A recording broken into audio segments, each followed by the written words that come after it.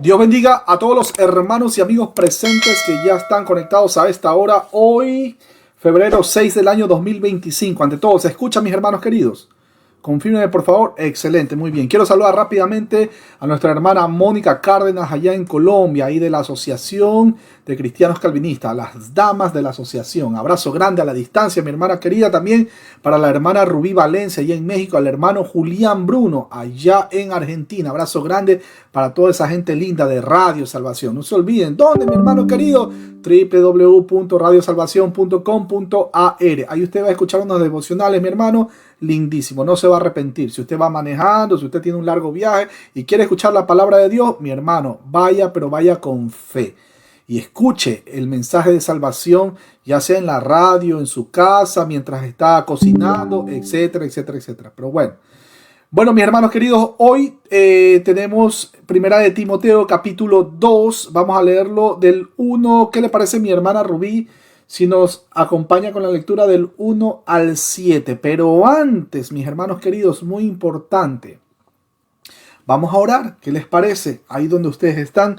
Bendito y amado Padre Celestial, Creador de los cielos y la tierra, gracias te damos por un momento más de vida, primeramente, que nos das. Segundo, por este momento maravilloso que nos brindas para estar entre hermanos aquí conectados para aprender de tu santa palabra. No la sabemos todas, sin embargo, rogamos, suplicamos discernimiento de tu Santo Espíritu para que nos ayude a entender estos tesoros que han estado ahí preservados en esos 66 libros que conforman el canon de las Sagradas Escrituras. Gracias, Padre Santo, porque ahora vamos a dar paso a la lectura de tu santa palabra en el nombre del Padre, del Hijo y del Espíritu Santo. Amén, amén y amén. Mi hermana Rubí, bienvenida sea usted. Abrazo grande también a mi hermano Matías Almada, allá en Argentina. Bueno, mi hermana, yo lo pongo en pantalla, no lo comparto aquí con nosotros los hermanos que estamos conectados vía Zoom, porque ustedes han venido armados hasta los dientes, mi hermano querido. Vea, bueno, voy a ponerlo en pantalla. Mi hermana Rubí, sea usted bienvenida. Buenas noches, hermanos. Vamos a leer la palabra de Dios. Primera de Timoteo 2, 1 al 7. Instrucciones sobre la oración. Exhorto ante todo a que se hagan rogativas, oraciones, peticiones y acciones de gracias por todos los hombres, por los reyes y por todos los que están en eminencia, para que vivamos quieta y reposadamente en toda piedad y honestidad. Porque esto es bueno y agradable delante de Dios nuestro Salvador, el cual quiere que todos los hombres sean salvos y vengan al conocimiento de la verdad, porque hay un solo Dios y un solo mediador entre Dios y los hombres, Jesucristo hombre, el cual se dio a sí mismo en rescate por todos, de lo cual se dio testimonio a su debido tiempo. Para esto yo fui constituido predicador y apóstol, digo verdad en Cristo, no miento, y maestro de los gentiles en fe y verdad. Amén, amén, amén. Gloria a Dios, gloria a Dios. Mire, mi hermano Pablo ya de entrada recordándonos sus credenciales, ¿no? De una manera humilde, siempre el hermano Pablo. Algún día lo vamos a ver en persona si al Señor le place. Mis hermanos queridos, previo a empezar al estudio, quiero recordarles que próximamente vamos a tener la transmisión con nuestro hermano, amigo y pastor, el doctor Gilberto Rufat, entendiendo Éxodo. Mi hermano, próximamente, así que no se pueden perder. Bueno, vamos nosotros ahora sí, mis hermanos queridos. Permítanme un segundo. Cámara 1, cámara 2, cámara 3. Bueno, ahí donde ustedes están, síganme con cuidado. Versículo 1. Exhorto, ante todo, a que se hagan rogativas, oraciones, peticiones, acciones de gracias. Miren que no dice por solamente los cristianos, dice por todos los hombres.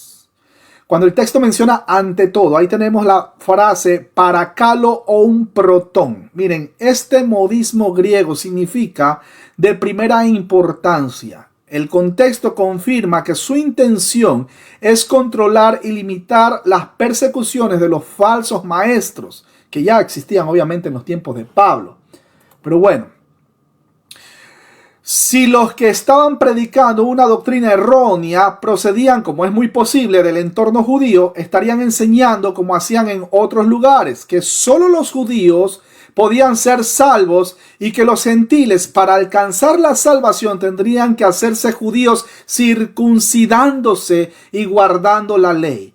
Por tanto, no había que orar por quienes no alcanzarían la salvación. Miren esa manera de pensar, ¿no? Qué egoísta, ¿cierto?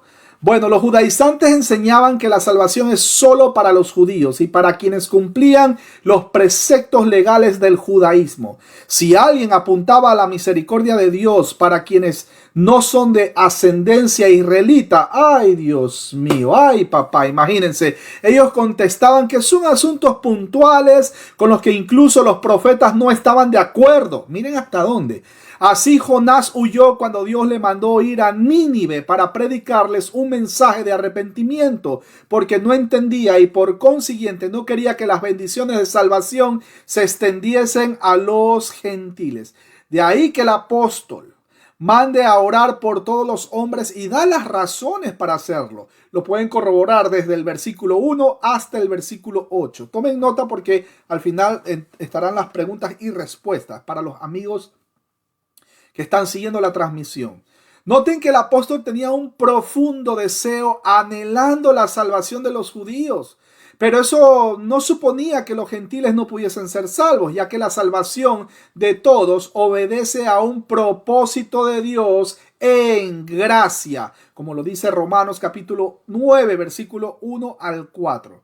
Así que el apóstol Pablo ruega o exhorta en sentido de animar a hacer algo.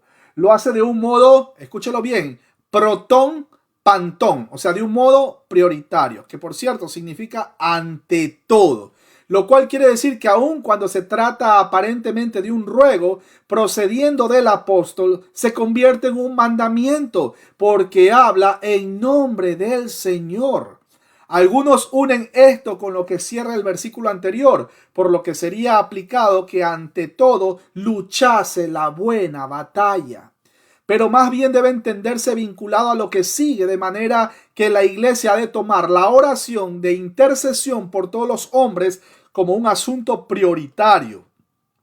La oración en ese sentido está dentro de la voluntad de Dios, que mandó llevar el evangelio a todos los hombres en todos los lugares. Recuerdan la gran comisión, Mateo 28, versículo 19. Cuando el texto menciona hagan plegarias, oraciones, súplicas y acciones de gracias, mis hermanos, ahí estamos hablando poitestai, deiseis prosechas en fextei escharistias. La oración es una serie de 4 palabras. Filipenses 4:6 tiene 3 de ellas y Efesios 6:18 tiene otras 2. Es la forma como Pablo enfatiza de que la oración debe interpretarse como favoreciendo a todos los hombres, particularmente a quienes están en la autoridad. En Efesios 6:18 posee este mismo énfasis de que orar a favor de todos se limita a los creyentes, pero exactamente aquí tiene un carácter universal. El término griego enteusis, con X, enteusis, que traduce por peticiones, se encuentra solo aquí y en el capítulo 4, versículo 5. Miren, viene de la palabra que significa estar de acuerdo con alguien o estar comprometido con él. El verbo del que se deriva enteusis se emplea para referirse a la intercesión de Cristo y del Espíritu Santo por nosotros. Romanos 8:26 lo corrobora y Hebreos 7:25. Ellos se identifican con nuestras necesidades y están comprometidos en nuestras luchas. Así que enteusis es una palabra no solo de la abogacía, sino también de la empatía, de la simpatía y, ¿por qué no?, de la compasión y colaboración, por lo cual es una palabra un tanto difícil de traducir por un equivalente exacto en el castellano. La oración evangelística no es fría, no es distanciada, no es impersonal, como un defensor público a quien se le asigna a representar a un acusado. Al comprender la profundidad de su miseria y dolor y su venidera ruina, clamamos a Dios por la salvación de los pecadores. cuando el texto menciona por todos los hombres, ahí tenemos la frase hiperpantón antropón. El término todos aparece 5 veces entre los versículos del 1 al 7, lo cual demuestra tanto la extensión de las oraciones como el amor de Dios. El término griego proseuche, que significa oraciones, es una palabra común para oración. A diferencia de rogativas, en la escritura se emplea solamente respecto a Dios. Así que implica un elemento único de adoración y reverencia. La oración por los perdidos es finalmente dirigida a Dios como un acto de adoración, porque la salvación de los pecadores hace que le den la gloria a Él. Dios bendiga al hermano Miguel desde Ecuador. Qué lindo país Ecuador, ¿eh? Bueno, la palabra rogativas viene de deesis, la raíz de donde sale carecer, estar desprovisto o simplemente no tener algo. Esta clase de oración emana del sentido de una necesidad. Al conocer lo que falta, le suplicamos a Dios que lo proporcione. Al mirar a las multitudes de la humanidad perdida, la enorme necesidad debe arrojarnos de rodillas en oración evangelística. Recuerden que el Señor Jesucristo, cuando oraba, no es que decía: Padre, te oro por esto, el otro, aquello, nos vemos, bye. No, el Señor tomaba su tiempo para orar por todos los que tenía que orar y por todas las peticiones que Él tenía que hacer. Bueno, ¿qué cristiano no ora por la salvación de los amigos? Ahí les hago la pregunta. ¿Y los seres queridos que no conocen al Señor? Si no lo hacemos, preocupémonos, autoevaluémonos, como decía nuestro hermano, amigo y apóstol Pablo. Sin embargo, el tema en este pasaje es más amplio que orar por los que no son cercanos. Nos hace un llamado a orar por los perdidos en general, por los que no conocen aún el evangelio de salvación, por los ateos, por los que promueven ideas que van en contra de las Sagradas Escrituras. Ustedes me entienden. Y obviamente también por los funcionarios. Esto presenta el tema de si Dios responde tales oraciones y qué función tienen las mismas en el propósito salvador de Dios. La Biblia da varios ejemplos de oración por los que no tienen la salvación. Perdona ahora la iniquidad de este pueblo según la grandeza de tu misericordia y cómo has perdonado a este pueblo desde Egipto hasta aquí. Dice Números capítulo 14 versículo 19. Es más, Moisés clamó a Dios por perdón para los pecadores israelitas. Ustedes ya saben cómo fueron rebeldes. Pueblo de dura servicio. Bueno, el profeta Samuel también oró por la salvación de Israel. Claro, no todo Israel será salvo, ¿no? Bueno, primera de Samuel capítulo 7 versículo del 3 al 5 lo corrobora. Mientras a Esteban lo estaban matando a pedradas, expresó lo que equivale a una oración por la salvación de quienes lo mataban. Recuerden lo que dice el texto. Y apedreaban a Esteban mientras él invocaba y decía: Señor Jesús, recibe mi espíritu. Y puesto de rodillas, clamó a gran voz: Señor, no les tomes en cuenta este pecado. Y habiendo dicho esto, durmió. Para los amigos adventistas del séptimo día y judaizantes, cuando hablamos del término durmió, escuche, acuérdense, eso es un eufemismo, una figura literaria. Todos sabemos, incluso los judíos la tenían clara, que cuando hablamos de durmió, está hablando de que se murió, sino que tenían que suavizar la situación. Por eso usaban eufemismos. Está dormido, ya duerme, ya descansa. Pero realmente se murió. Pero bueno. Seguimos, mis hermanos queridos. Dato curioso, Lucas capítulo 20. Por cierto, lo anterior, lo de Esteban, lo pueden corroborar en Hechos capítulo 7, versículos 59 y 60. Quien no ha visto el estudio de Hechos, vaya ahí donde el hermano David Silva en su canal. Pero por favor, no se vayan a suscribir, no le den like. Esto no es por fama, esto es simplemente por amor a los que no conocen todavía el Evangelio de Salvación. Y si quieren también lo pueden escuchar en Radio Salvación. Bueno, dato curioso, Lucas 23:34 expresa: y Jesús decía: Padre, perdónalos porque no saben lo que hacen. Miren la relación, la semejanza que tiene con la oración de Esteban. Y repartieron entre sí sus vestidos y echando suertes. Bueno, Pablo tenía un profundo deseo por la salvación de los israelitas. Verdad digo en Cristo, no miento. Y mi conciencia me da testimonio en el Espíritu Santo que tengo gran tristeza y continuo dolor en mi corazón, porque deseara yo mismo ser anatema, separado de Cristo, por amor a mis hermanos, los que son mis parientes según la carne, que son israelitas.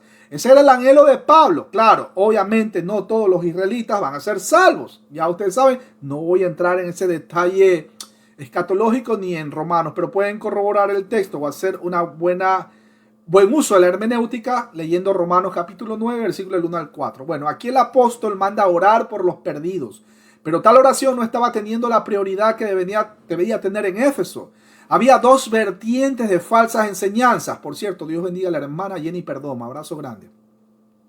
Había dos vertientes de falsas enseñanzas predominantes allí que pudieran explicar tal negligencia. En el capítulo 1, versículo del 7 al 11, muestra que había elementos de judaísmo en Éfeso. Los judaizantes estaban diciendo que la salvación era exclusivamente para los judíos o gentiles prosélitos que cumplían con las ceremonias mosaicas.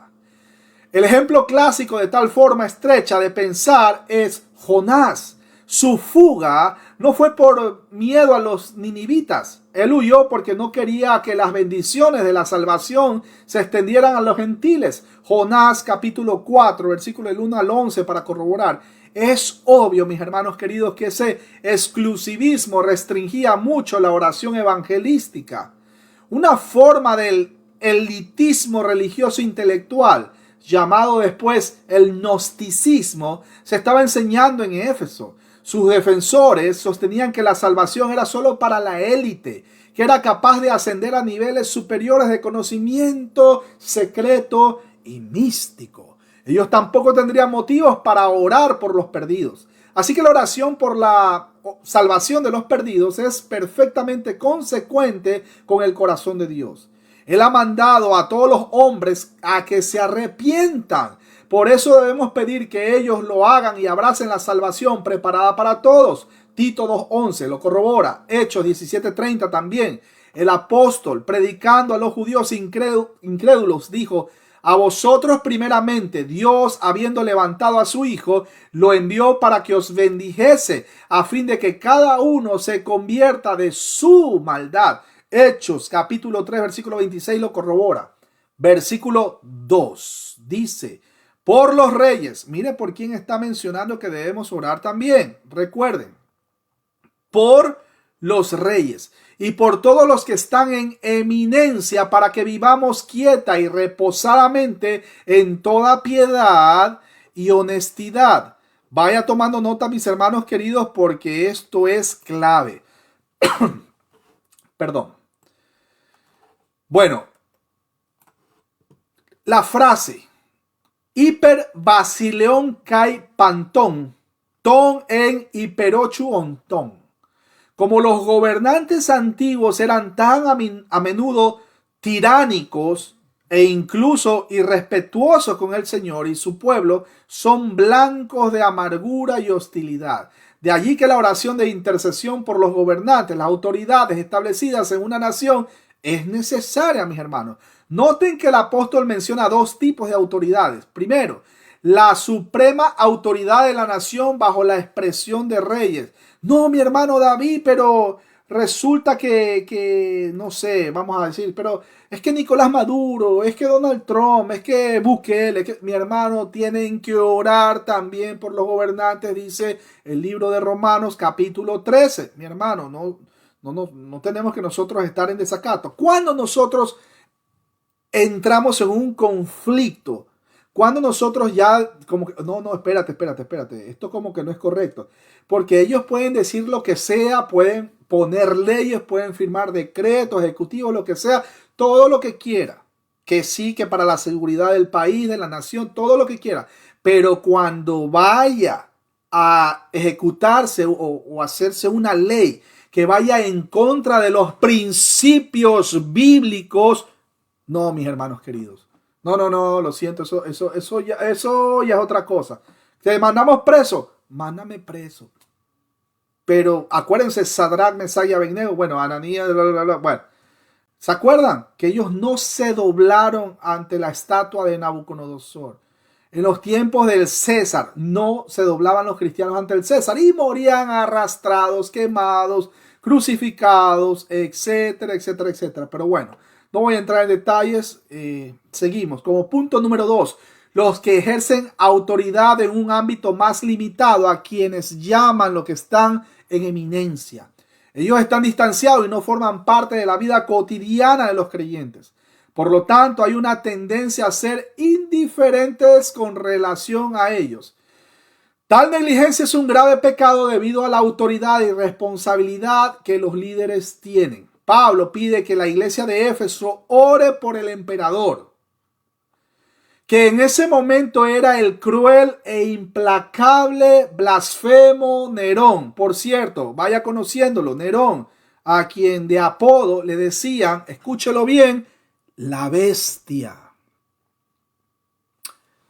Y dato curioso, cuando Apocalipsis menciona que hay sabiduría, bueno, no Apocalipsis, en el Nuevo Testamento, calcula y cuenta el número de la bestia, pues el número de hombre 6666. Oh, sorpresa, dato curioso, que César cuadra con 666. Ahí les dejo, porque van a saltar y van a decir, es que Elon Musk, el anticristo, Donald Trump, el anticristo, el yerno de Donald Trump, mi hermano, de aquí a mañana sale, no sé, el hermano Julián, que ahora es famosísimo, el hermano Julián, ese es el anticristo, mi hermano, dejémonos de cosas. Bueno, debemos entender el contexto, cuándo se escribió Apocalipsis, cuándo debía cumplirse, pero eso es otro tema que no voy a entrar en detalles. Ahí está en el canal del hermano David Silva unos videos que pueden aclarar el panorama. Bueno, aunque era un vil y corrupto perseguidor de la fe, este Nerón, y que por cierto le hizo la vida de yogurt a los cristianos, no Domiciano. Los cristianos estaban un poco como que más tranquilos. Pero Nerón les hizo la vida de cuadrito. Pero bueno. Y que es muy probable que se hubiese producido, ya que el incendio de Roma, que trajo como consecuencia la persecución de los cristianos, sin embargo, aún así Pablo no cambia su idea de la necesidad de orar por las autoridades para su redención. La petición por los reyes y por los que están en eminencia no está limitada a solo una petición para que sean sabios y justos, sino para que se arrepientan de sus pecados y crean en el evangelio por el bien de su alma eterna. Hay muchos gobernantes, me reservo el nombre de los países, que están haciendo atrocidades. Sin embargo, hay cualquiera de las siguientes dos opciones que un cristiano puede tomar. Opción 1, salir a las calles a protestar. No, pero y no sé cuánto, y tirar piedra, va, y se enfrenta con la policía, va, la gas lacrimógeno y todo. O si no, empezar a difamar el gobierno. Esa es la opción número 1. La opción número 2, ustedes me dirán qué opción toman o qué opción, recuerden, Dios es quien pone el querer como el hacer. Ustedes me dirán qué opción el Espíritu Santo, porque somos cristianos, le va a impulsar a tomar. La opción 1, que la acabé de mencionar, o la opción 2, ¿sabes qué? Voy a orar por este gobernante. Porque a pesar de que está haciendo, voy a imaginar y voy a decir, no menciono nombres, países, nada, está haciendo las redadas y está votando a Raimundo y todo el mundo, aun cuando sean ciudadanos de ese país o sean residentes, lo que sea. Mi hermano, vea, usted tiene que orar. No, pero se está dejando mal influenciar y que mira, los otros son corruptos. ¿Qué te importa si los que lo rodean son corruptos o falsos cristianos? Hay que orar también por estos. Pero bueno, no voy a entrar en detalle, mis hermanos queridos, porque el tiempo apremia. Bueno, Teófilo también, de Antioquía. Convenía, yo mejor honraré al rey que a sus dioses. No, en realidad adorándolo, sino orando por él. Pero a Dios, al vivo Dios y verdadero, yo lo adoro. Mire, Teófilo de Antioquía. Sabiendo que el rey está hecho por él. Honre al rey, esté sujeto a él y ore por él con mente leal. Porque si lo hace, hace la voluntad de Dios. Eso está Teófilo a Autolico en el siglo XI. Bueno, cuando el texto menciona para que vivamos quieta y reposadamente en toda piedad y honestidad, miren. Ahí está la frase ina iremon, kai isichon bin diagomen en pasi efsebeia kai semnotiti. Aquí hay dos adjetivos muy raros, es decir, eremos, que significa quieta, y también Jesuchios, que significa reposada. Miren, el primero aparece solo aquí en el Nuevo Testamento y se refiere a la ausencia de disturbios de afuera. El segundo, que aparece solo aquí y en Primera de Pedro, capítulo 3, versículo 4, se refiere a la ausencia de disturbios internos.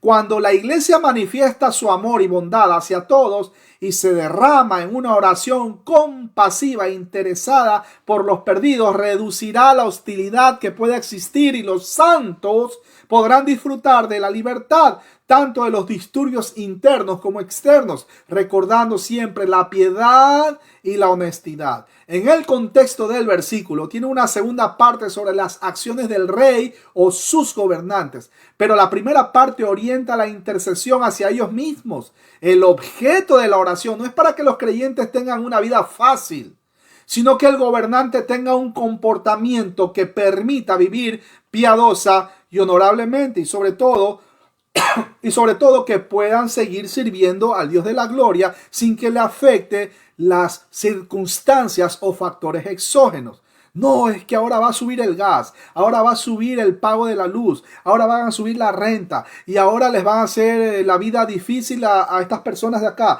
y al grupo de acá, que porque tú no eres blanquito, que porque no tienes ojos azules, que porque no tienes el cabello rubio. Mi hermano, indistintamente de cómo la situación se ponga, ya sabe en quién descansamos. ¿Quién es el Shabbat o reposo de los cristianos? Es Cristo Jesús. El mundo que se caiga a pedazos, usted avance, prosigo a la meta, decía nuestro hermano, amigo y apóstol, que le cortaron la cabeza, por cierto, al final. Bueno, el término piadosa tiene que ver con la práctica sin sobresalto del culto a Dios y de las virtudes cristianas. La honorabilidad o también honestidad tiene que ver con la legislación de leyes que controlen la inmoralidad en todo el amplio sentido de la palabra. La palabra griega eusebia, que traduce por piedad, es una palabra frecuente en las epístolas pastorales, de cual denota el concepto de reverencia a Dios. ¿Dónde, mi hermano David, corroboramos? Capítulo 3, versículo 16, capítulo 4, versículo 7, capítulo 6, versículo 3, segunda de Timoteo 3, 5 y Tito 1, 1. Miren, los creyentes debemos vivir para la majestad, la santidad, el amor y la gloria de Dios. Todo gira en torno a Dios, no en torno al hombre, el cual es pecador por naturaleza. El término griego semnotes, que traduce por honestidad, se emplea solo aquí en el capítulo 3, versículo 4 y en Tito 2, 7, y pudiera traducirse como seriedad moral. Piedad puede referirse a una actitud apropiada, honestidad o una conducta apropiada.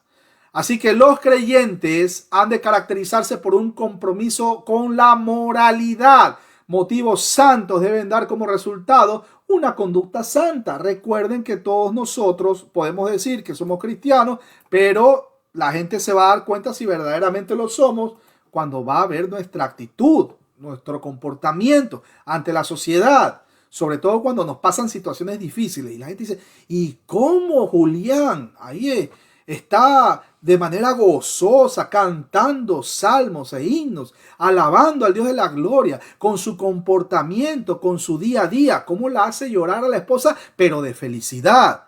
¿Cómo es? A pesar de que la situación está difícil en Argentina. ¿Cómo? ¿Cómo? ¿Quién mueve al cristiano? ¿Quién le da esa paz que sobrepasa todo entendimiento? ¿Quién? ¿Quién va a guardar nuestros corazones en aquel que murió en esa cruz hace más de 2000 años? Sacrificio perfecto, una sola vez y para siempre. ¿Quién? Es Dios mismo, mis hermanos queridos. Bueno, por lo tanto, la oración por los que están en autoridad creará condiciones sociales favorables para los esfuerzos evangelísticos de la iglesia. Ante todo, cuando los creyentes están comprometidos a orar por sus líderes, esto quita cualquier pensamiento de rebelión o resistencia contra ellos. La Biblia nos enseña el derecho divino de los reyes, pero sin establecer la voluntad divina para el gobierno organizado. Romanos capítulo 13, versículos 1 y 2. El asunto teológico No es que estemos de acuerdo con nuestro gobierno o si el gobierno es justo. Ay, es que no me gusta como Marco Rubio, como Donald Trump, como Elon Musk. ¿Qué nos importa, mis hermanos queridos? Déjenlos gobernar, dejen que haga su trabajo. Los creyentes debemos orar a favor de la oficialía gubernamental para que, y por cierto, esa es la voluntad de Dios, mis hermanos queridos. La voluntad de Dios en medio de un mundo caído. Esto lo sabemos por Romanos capítulo 13, versículo 1 y 2, que toda autoridad es dada por Dios. Por tanto, como seguidores de Cristo, lo respetamos. Esta afirmación es más poderosa cuando comprendemos que Pablo, nuestro hermano, pedía a los creyentes que orasen por líderes gubernamentales como el sinvergüenza de Nerón. Perdone que diga esa expresión, quizás suene fuerte. Recuerden que debemos estar pacíficamente, o sea, en el sentido de libre de pruebas externas, o quieto, con el significado de libres luchas internas.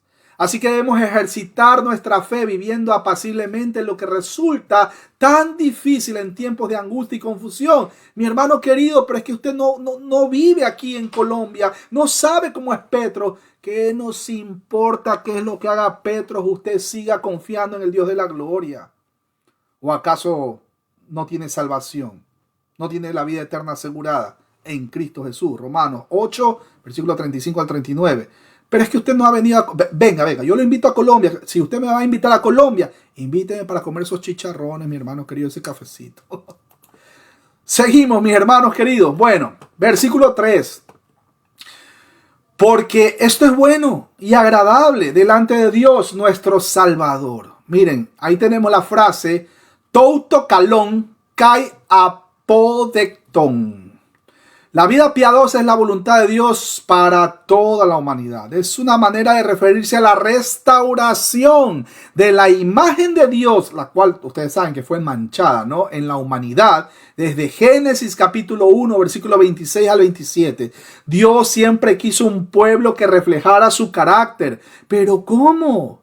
El Antiguo Testamento demuestra que la humanidad caída no podía generar obediencia o justicia sobre la base de su propio esfuerzo. Por tanto, el Nuevo Testamento se basa en las acciones y fidelidad divina y no en la humana. Jeremías capítulo 31, versículo 31 al 34. Recuerden, Dios mismo va a circuncidar nuestro corazón. Y en Ezequiel capítulo 36, versículo del 22 al 38. Ese texto es clave. Repito, Ezequiel capítulo 36, versículo del 22 al 38. Dios restaura y motiva a sus seguidores mediante su palabra. No estamos bien con Dios sobre la base de nuestras acciones, aclaro. Pero después de que le conocemos a través de la salvación, la meta de nuestras vidas debe ser la santidad y vivir el cristianismo en su plenitud. Mateo 5:20 lo corrobora, Romanos 8:29, Gálatas 4:19, Efesios capítulo 1 versículo 4 y capítulo 2 versículo 10. Miren, la primera razón para orar en intercesión por todos los hombres es que es bueno. Es la hermosura, permítame ser un poco poeta en este aspecto. Es la hermosura de un corazón que es capaz de orar incluso por los propios enemigos, expresando con ello el sentir de Cristo y reflejando el amor de Dios que ama a los pecadores perdidos, buscando la salvación de ellos. En segundo lugar, es que la oración de intercesión es agradable a Dios, nuestro Salvador. O sea que es un ejercicio aprobado por Él en base a lo que sigue en el versículo siguiente. La oración está dirigida a quien como Salvador nuestro desea ser también el de todos los hombres a los que llama a la fe. Claro, no todos van a llegar. Ese es otro tema, que no voy a entrar en tema de soteriología. Bueno, cuando el texto menciona a Dios nuestro Salvador, ahí tenemos la frase Enopion tou sotiros imon theu. Dios no se complace en la condenación de los impíos. Importante aclarar ese tema. No obstante, aunque esto no lo complace, Dios recibirá gloria incluso en la condenación de los incrédulos. Romanos 9 lo corrobora, versículos 22 y 23. Es un misterio de la mente divina cómo su gracia que escoge y su propósito predestinado pueden permanecer al lado de su amor al mundo y el deseo de que el evangelio se predique a todas las personas, metiéndolas aún responsables de su propio rechazo y condenación. Las escrituras enseñan el amor de Dios al mundo, su desagrado ante el juicio de los pecadores y su deseo de que todos los que escuchen el evangelio alcancen la salvación. Pero ustedes ya saben, muchos son los llamados, pero pocos los escogidos. Coronando la enseñanza bíblica sobre este asunto está la gran verdad de que Dios ha escogido a quienes creerán y los ha salvado antes de que comenzara el mundo. Es un gran misterio. Eso es su puro beneplácito. Versículo 4 dice, el cual quiere que todos los hombres sean salvos y vengan al conocimiento de la verdad. Miren, esa es la voluntad de Dios. La voluntad preceptiva. Ya voy a explicar después eso, ¿no? Que es distinto a la voluntad decretiva. Él quiere, Él anhela, Él desea de que todo el mundo se salve. Pero Él ya ha decretado desde antes de la fundación del mundo quiénes serán los escogidos para salvación. Y no estamos hablando de que fueron escogidos porque Él vio algo así, ¿no? Como mencionan ahí en el arminianismo y en ciertas denominaciones sectarias. Sí es verdad que Dios ya vio. ¿Saben qué vio? Léalo usted por su propia cuenta. Romanos capítulo 3, versículo del 10 al 18. ¿Qué vio? ¿Vio que iba a ser yo bueno? No hay bueno ni a un uno. No hay quien haga lo bueno. Todos se desviaron, etcétera, etcétera, etcétera. Eso es lo que vio. Que éramos incapaces, después de la caída, éramos incapaces de nosotros resucitarnos a nosotros mismos para después de eso seguir a Jesús el Señor. Imposible. Los muertos no pueden escoger hacer absolutamente nada. Si Dios no levanta esos cadáveres espirituales, es imposible que alguien diga, es que yo soy cristiano. Pasará esta vida y cuando abra sus ojos, ya sabe dónde los va a abrir.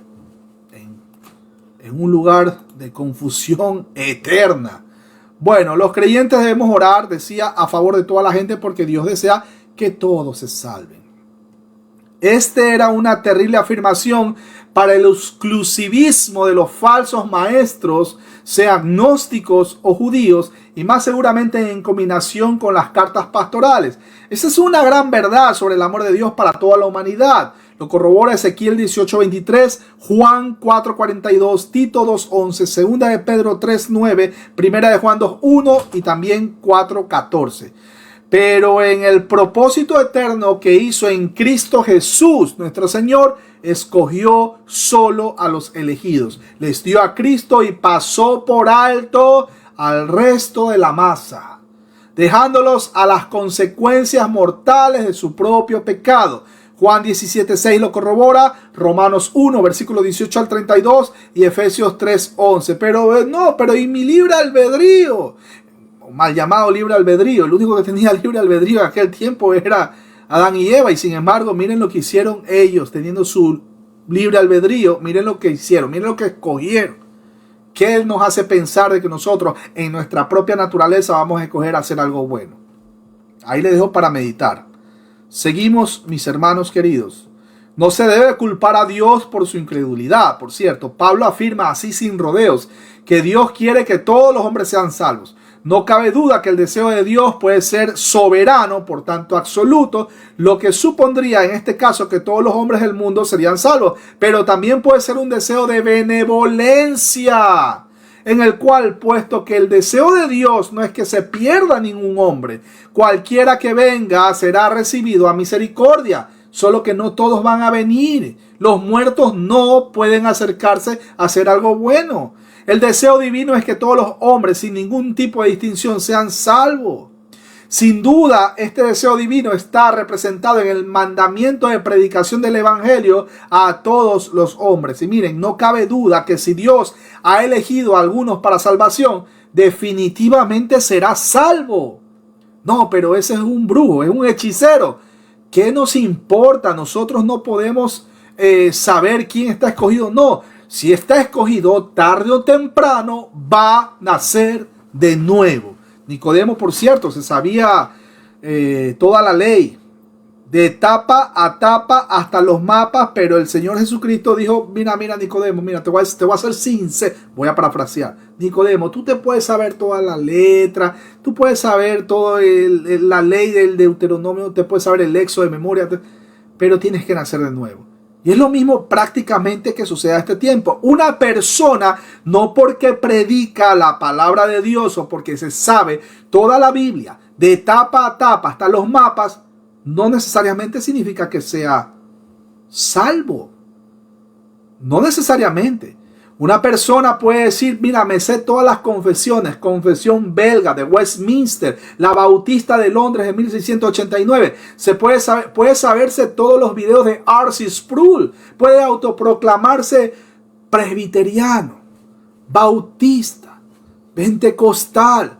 Puede intentar saber lo que sea, pero si no ha nacido de nuevo, simplemente más carbón para el fuego.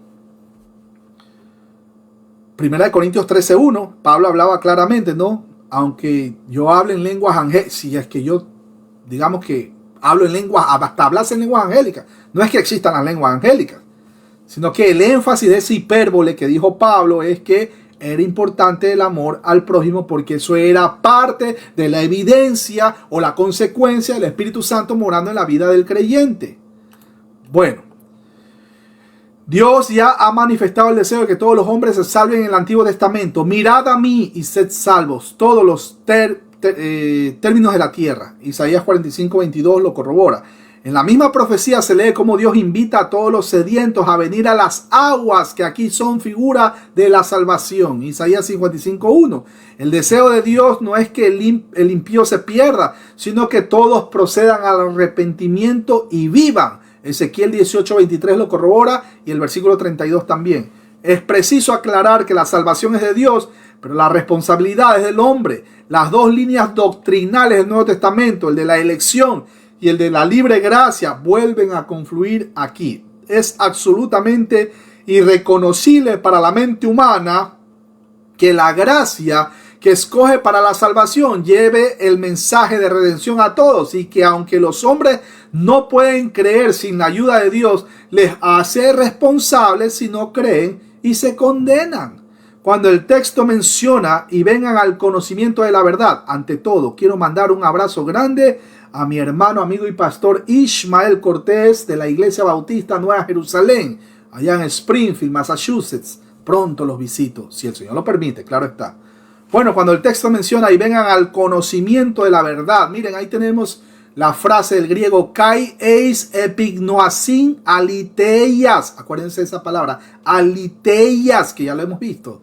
El Señor desea que todos los hombres vengan al conocimiento de la verdad. Es una expresión que equivale al conocimiento que conduce a la salvación. Es, en cierta medida, una forma de decir que llegan a la salvación. Generalmente se entiende por llegar al conocimiento de la verdad. El llegar al conocimiento del mensaje de salvación, llegar a la aceptación de la fe, llegar a ser cristiano. Conocimiento de la verdad tiene que ver también con el conocimiento de Cristo, porque Él es la verdad. Y conocerle es llegar a la identificación de vida con el Salvador. La mente que, iluminada por el Espíritu Santo, llega al conocimiento de las buenas nuevas de salvación, alcanza la salvación, mis hermanos queridos, en una entrega de vida al Señor. Romanos capítulo 10 versículo 9 lo corrobora, y Romanos 10:10. De modo que la conclusión de esta verdad es sencilla, es decir, Dios quiere que todos los hombres vengan al conocimiento de la verdad y sean salvos. El término griego epignosis, que significa conocimiento, se emplea otras 3 veces en las epístolas pastorales. Segunda de Timoteo capítulo 2 versículo 25 para corroborar, capítulo 3 versículo 7 y Tito 1:1. Miren, en los 4 pasajes se refiere al verdadero conocimiento que produce salvación. Lejos de desear su condenación, Dios desea que los perdidos vengan a un conocimiento salvador de la verdad. Muchos han afirmado que este pasaje enseña el universalismo. Si Dios quiere salvar a todos los hombres, sostienen ellos, entonces todos serán salvos, o Dios no obtendrá lo que quiere. Otros sostienen que lo que Dios quiere que ocurra, porque todos los hombres, quiere decir toda clase de hombres, son no cada persona. Sin embargo, mis hermanos, ninguna de estas posiciones es necesaria, ya que se debe distinguir entre la voluntad de Dios de decreto, su propósito eterno, y su voluntad expresada como un deseo, como un anhelo. La palabra quiere no viene de boulomai, que sería más probable para expresar la voluntad de Dios, de decreto, sino de teló, que puede referirse a la voluntad de Dios de deseo. Un ejemplo de esto lo vemos cuando Jesús dijo, ¿se acuerdan? Jerusalén, Jerusalén, que matas a los profetas y apedreas a los que te son enviados. ¿Cuántas veces quise juntar a tus hijos como la gallina junta sus polluelos debajo de las alas y no quisiste? Mateo 23:37 para corroborar. Aunque el propósito salvador de Dios está limitado a los elegidos, su deseo por la salvación de los pecadores es tan amplio como el género humano. Él quiere que todos los hombres sean salvos y vengan al conocimiento de la verdad. Y por eso es que Cristo se dio a sí mismo en rescate suficiente. Versículo 5 dice, porque hay un solo Dios. Y atentos con ese versículo porque es uno de los más mal interpretados. Porque hay un solo Dios y un solo mediador entre Dios y los hombres, Jesucristo hombre. Cuando el texto menciona hay un solo Dios, ahí tenemos eis gar theos. Este énfasis en el monoteísmo se encuentra también en 1 Timoteo capítulo 1 versículo 17, que se relaciona con el Deuteronomio capítulo 6 versículo 4 al 6, la Shema, ¿se acuerdan? Romanos 3:30, 1 Corintios 8:6 y Efesios 4:6. Sin embargo, Jesús, el Hijo del Dios vivo, el Hijo nuestro Salvador, parece no tener ninguna relación con esto. Recuerden la afirmación de que Jesús es divino, pero también una personalidad separada del Padre. Juan 1:1 lo corrobora. No es que el mismo Padre es el Hijo y el Espíritu Santo. Cuidado, porque eso es una herejía. 3 en 1, eso es lo bíblico, eso es lo correcto. Juan 1:1 lo corrobora, Colosenses capítulo 1 versículo 14 al 16, Hebreos 1 versículos 2 y 3. La doctrina de la Trinidad reconoce la unidad de la esencia divina y al mismo tiempo la eterna separación de las tres personas. Una demostración de esta paradoja bíblica es comparar los pasajes del Evangelio de Juan. Jesús es uno con el Padre. Juan 1:1, 5:18, 10:30, versículo 34 y también hasta el 38. También tenemos Juan 14, versículo 9 y 10 y Juan 20:28. Jesús está separado del Padre. Juan 1:2, Juan 1 del 14 al 18, Juan 5, versículo 19 al 23, 8:28, capítulo 14, versículo 10 al 13 y capítulo 17, versículo 1 y 2. Jesús es aún consiervo del Padre. Juan 5:20 lo corrobora, Juan 5:30, 8:28, 12:49, 14:28, 15:10. También tenemos capítulo 15, versículo 19 al 24 y capítulo 17, versículo 8.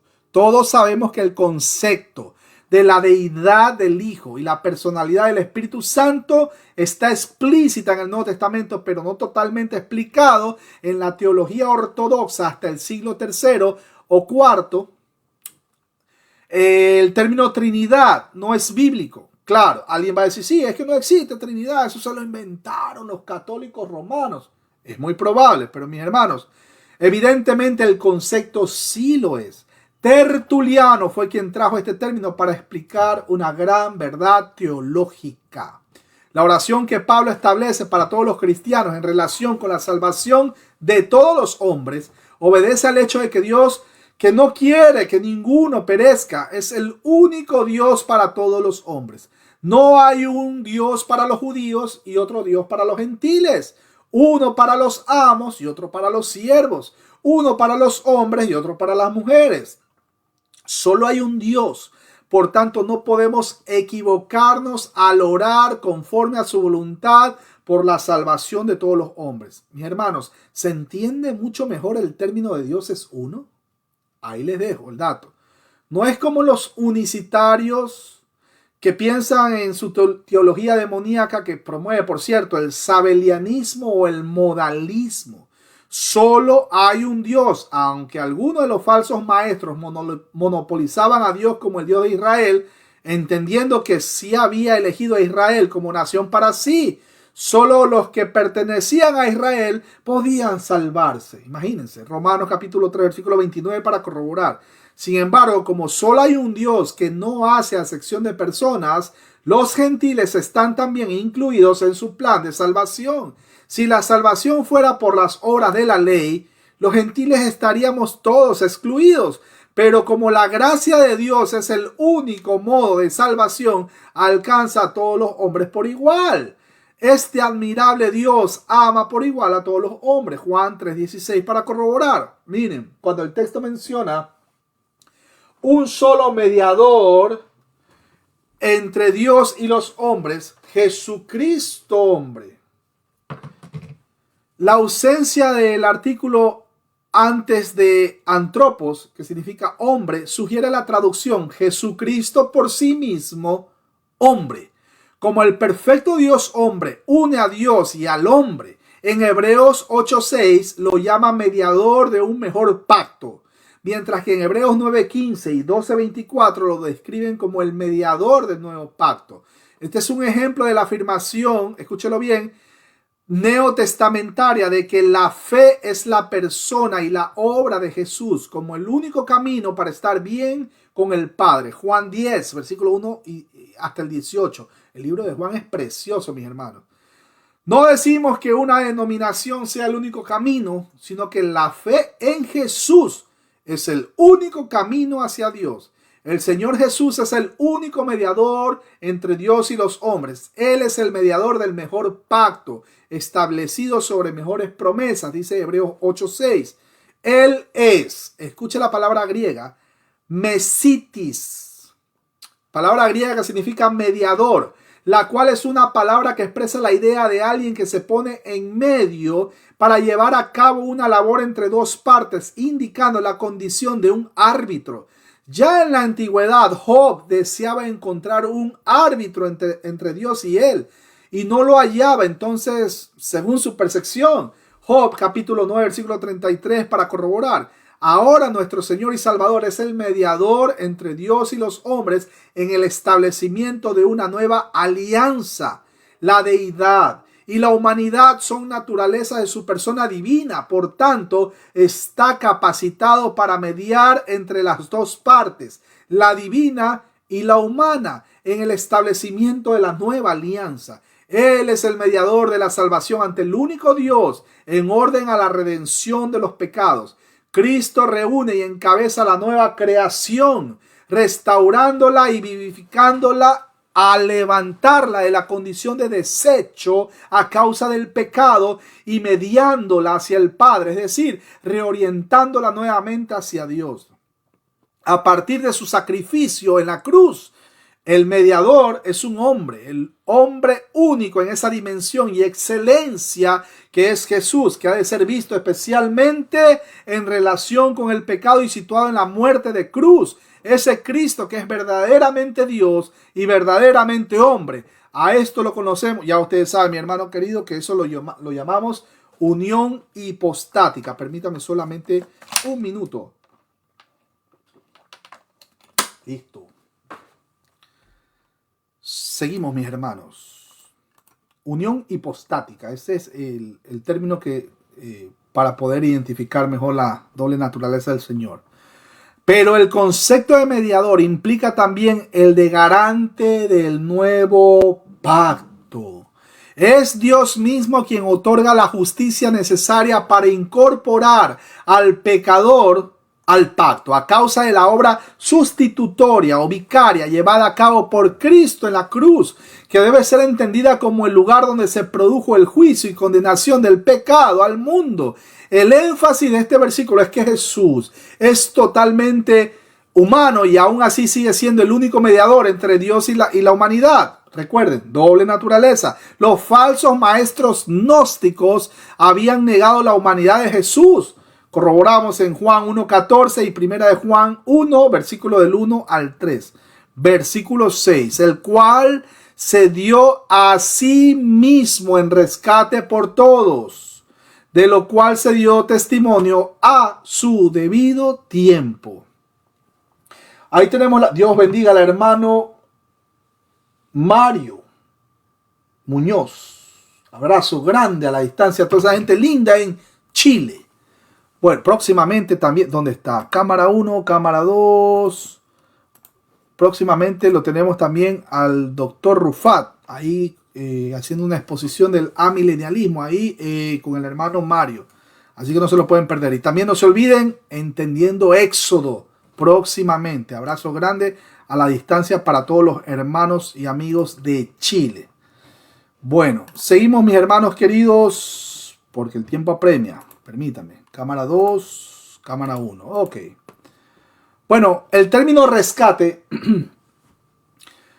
proviene de los esclavos y era usado para el rescate de un amigo o familiar de la esclavitud o del cautiverio militar. Aquí la gramática de la frase es de suma importancia.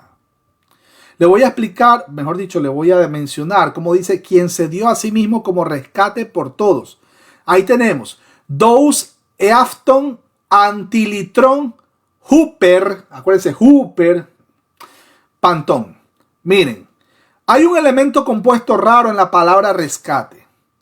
La preposición para, que es la preposición griega huper, que significa a favor de.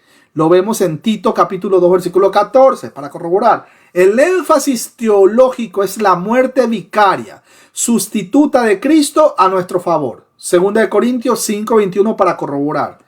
Así que es la verdad de la extensión de la redención como una obra hecha a favor de todos.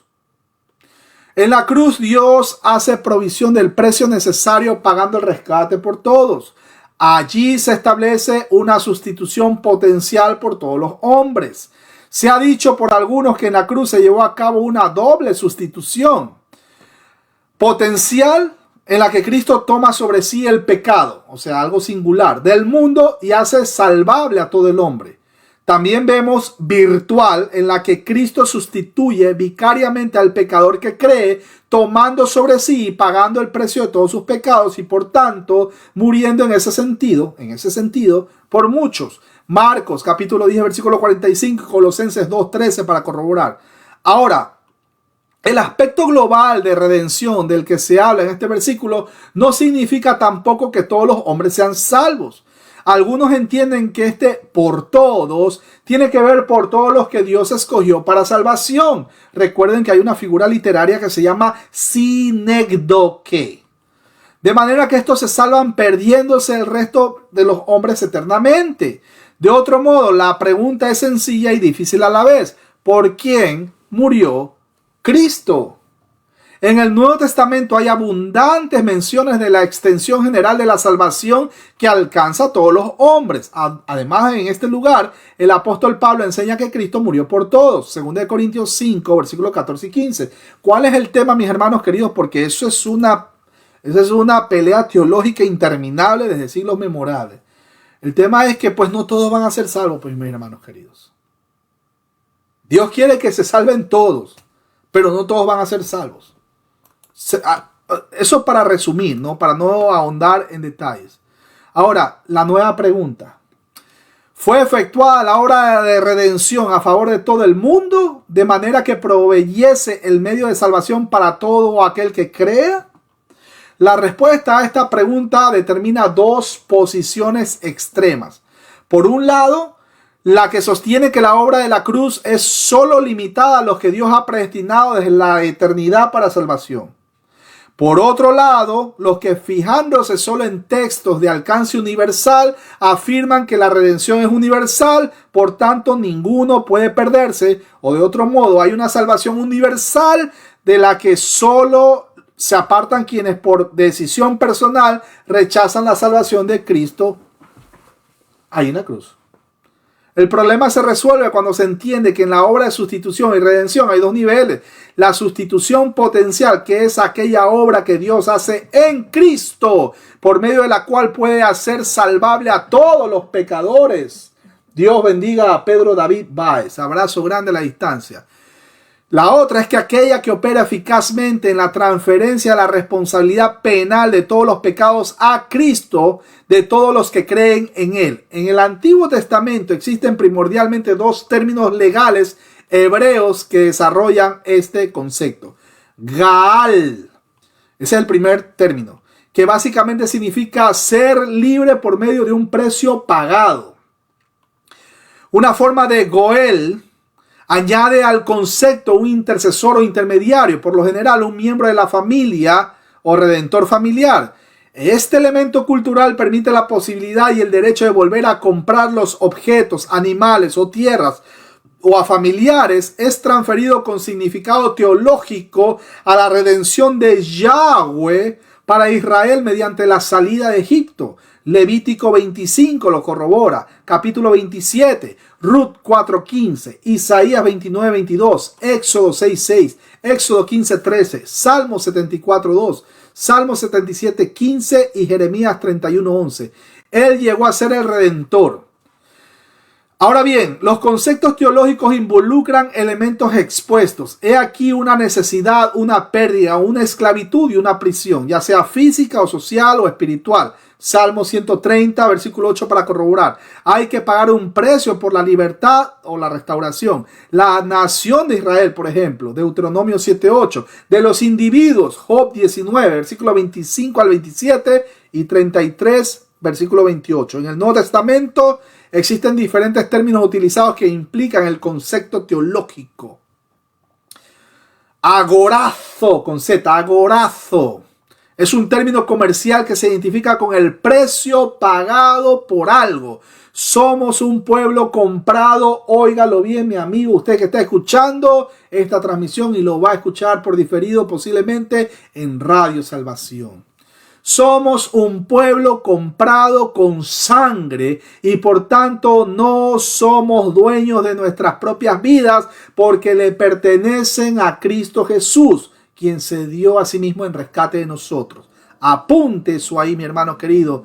Ahí tenemos la palabra agorazo, ¿no? Eso lo corroboramos en 1 Corintios 6:20, 7:23, 2 de Pedro 2:1, Apocalipsis 5:9 y Apocalipsis 14:34. También tenemos la palabra exogorazo, con Z, exogorazo.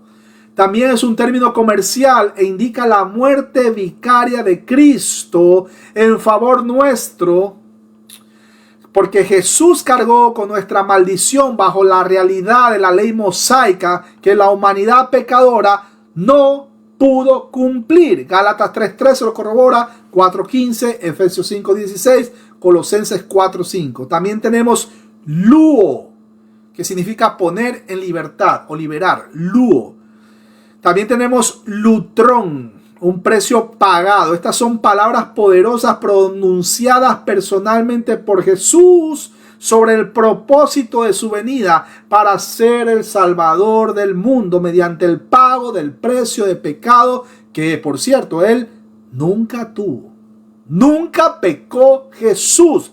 Si usted escucha a alguien que dice que Jesús pecó, desuscríbase de ese canal. No asista a esa congregación, no asista a esa sinagoga de Satanás, porque seguramente está en una secta. Si alguien le dice que Jesús pecó, salga de ahí corriendo. No deje, pero ni la sombra. Bueno, tenemos también la palabra apolitrosis. Eso es la redención de la segunda venida. Lo corroboramos en Hechos 3, versículos 19 al 21, Lucas 21:28 y Romanos 8:23. Dios bendiga a Johanna Méndez. Abrazo grande a toda esa gente linda en Colombia. Bueno, la redención a través de la muerte de Cristo. También tenemos antilutrón. Aquí es un texto crucial, muy crucial, así como en Tito 2:14, que relaciona la libertad con la muerte vicaria de Jesús en la cruz. 1 de Timoteo 2:6 para corroborar. Cuando el texto menciona de lo cual se dio testimonio a su debido tiempo, Ahí tenemos la frase griega to martirión, kairos, ¿se acuerdan? Kairos y diois. La New American Standard Bible dice el testimonio dado en el tiempo apropiado. La New King James Version dice de ser testificado en el tiempo apropiado. La New Revised Standard Version dice esto fue atestiguado en el tiempo atestiguado. La Nueva Jerusalén, la Biblia Nueva Jerusalén dice este fue el testimonio en el tiempo asignado. Otras versiones de la Biblia dice la prueba en el tiempo preciso. Miren, esta frase es un paralelo de 1 Timoteo 6:15 y Tito 1:3. Dios tiene el control de los eventos históricos. Recuerde siempre eso. Cristo vino en el momento preciso para redimir a toda la humanidad. Romanos capítulo 5, versículo 18 al 19. Perdón, en este caso a redimir a los suyos, ¿no? La otra posibilidad es que pueda relacionarse con Romanos capítulo 5, versículo 6 y Gálatas 4:4. Miren, Efesios 1:10 también, donde algunas condiciones históricas del siglo I del mundo grecorromano privilegiaron este ideal. La paz romana, la paz de Roma permitió la libre circulación de la gente entre los diversos países. Un idioma común, o sea, el griego koiné, permitió que todos los habitantes del mundo mediterráneo se entendiesen muy bien. La evidente bancarrota de las religiones griegas y romanas causó que la gente buscara el significado de la vida, pues querían más elementos de espiritualidad personal, y esto también se ve en el aumento de las religiones mistéricas. El apóstol enseña que el testimonio fue dado en su tiempo debido. Dios envió a su Hijo en el tiempo oportuno. La promesa de salvación tendría cumplimiento en el tiempo que había establecido para ello. La fidelidad divina requería que la promesa hecha se cumpliese en el tiempo que Dios había determinado en su soberanía.